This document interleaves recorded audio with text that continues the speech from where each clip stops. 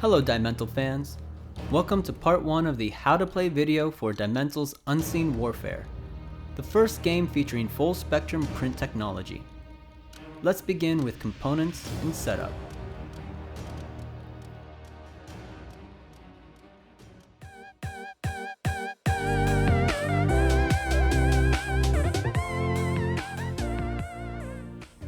Dimentals comes with an LED blacklight bulb that is compatible with standard lamps. First, you have the hanger.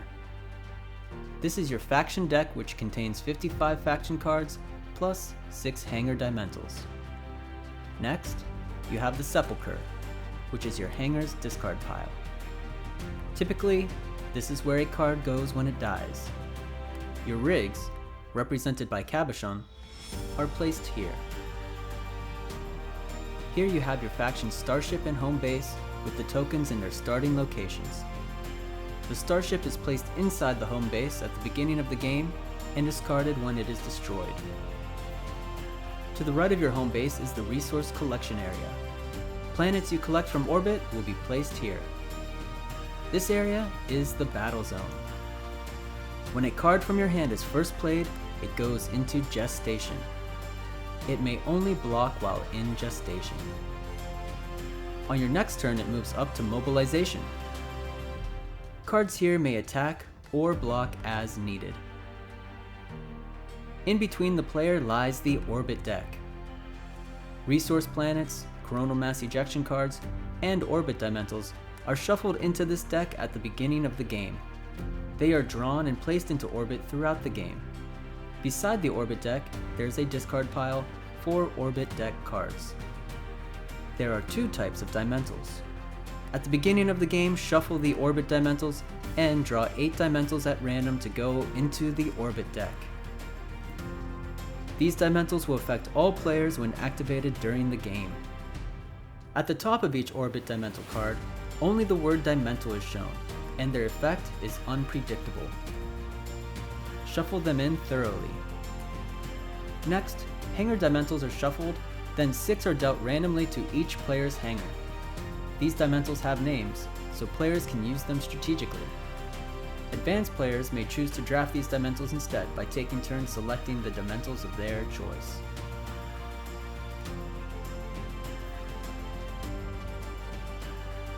Begin the game with your starship. It has a special ability which is only utilized by your faction. On the left side of your starship board is your vitality, which begins at 10.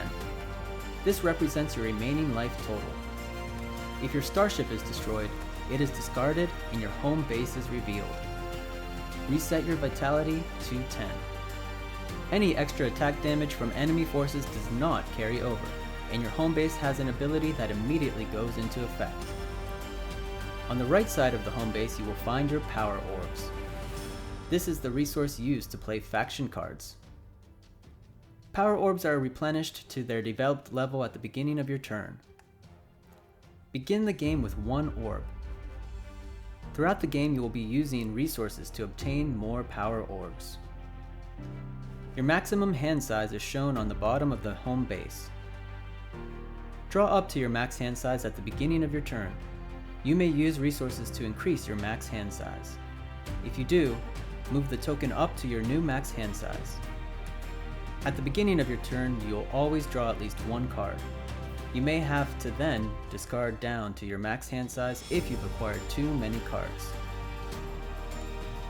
On the top left corner of faction cards, you'll find the power cost. This is the amount of power orbs you must spend to play a card. Below that is the orb trail, which hides a special cure ability. You may only use this when the blacklight or cure is on.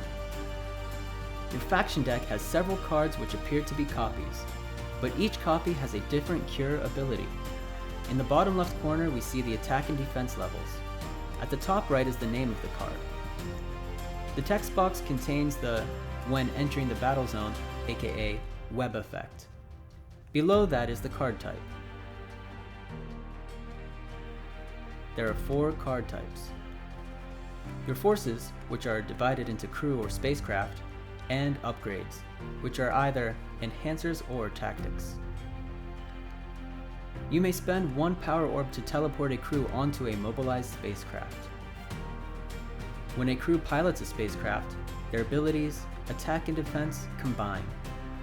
However, this means their fates are also entwined, so be careful when you engage. Enhancers are usually gear or weapons that are equipped with crew or spacecraft to enhance their attack and defense.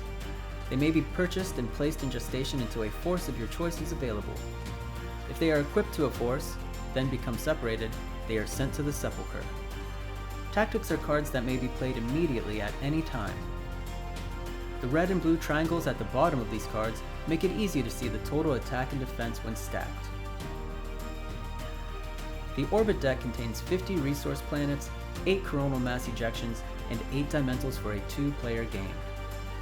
Resource planets contain a primary resource at the top and a resource in the center that can only be used during blacklight mode. While the blacklight is activated, you can use both resources freely to purchase multiple advancements if desired. The coronal mass ejection, when drawn, activates or deactivates the cure. That's game mode for blacklight.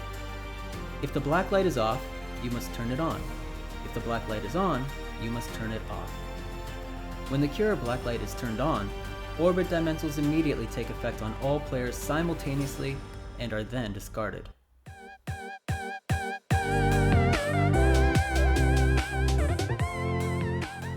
You have your orbit deck shuffled and ready to go.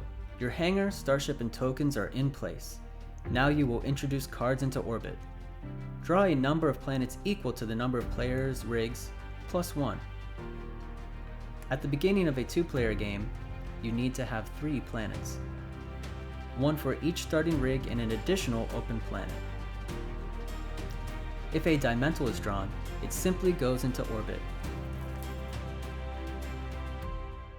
If a CME is drawn at this time, it is shuffled back into the orbit deck without activating.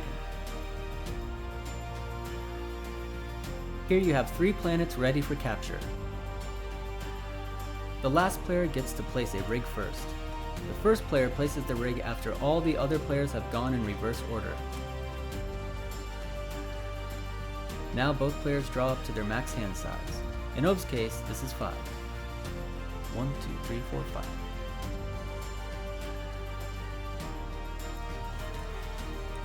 Each player starts on the 3rd step of the rally phase, which is the advancement step.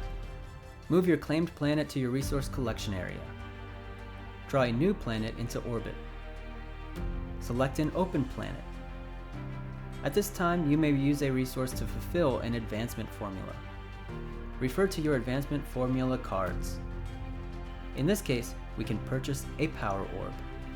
Place the planet in the orbit discard pile. Move your power level tokens up by 1. The next phase is the assemble phase. If you have any cards with a low enough power cost, you may pay power to play them.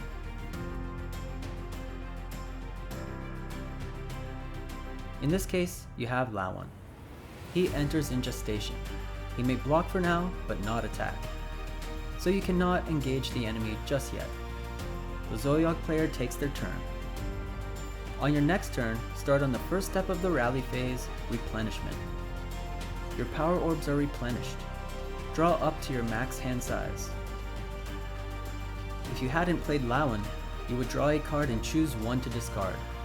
Then, move up any forces in gestation into mobilization. Then claim a resource. You don't have any cards to play yet, but you can engage the enemy. To engage, tilt the card.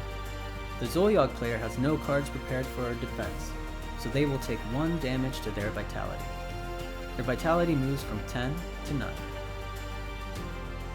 When a cure card is played or a CME occurs, the following happens. First, Dimentals in orbit take effect. Here we have Fear. Drop your gear in Fear. Send any upgrades in the battle zone to the Sepulchre.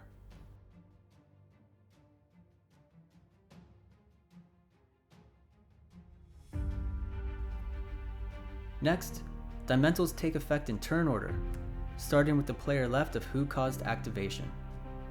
Since Ove played the Cure card, Zoyog is affected by Betrayal first. The card is read from Zoyog's perspective. Betrayal cuts deep. Sender chooses one force from your battle zone for Sender's mobilization. Unequip upgrades. So Ove, being the sender of the card, chooses a force from Zoyog's battle zone and moves it into their mobilization. Now, Bloodshed affects Ove. The blood is up to your ankles. Lose 2 vitality, Sender gains 2 vitality.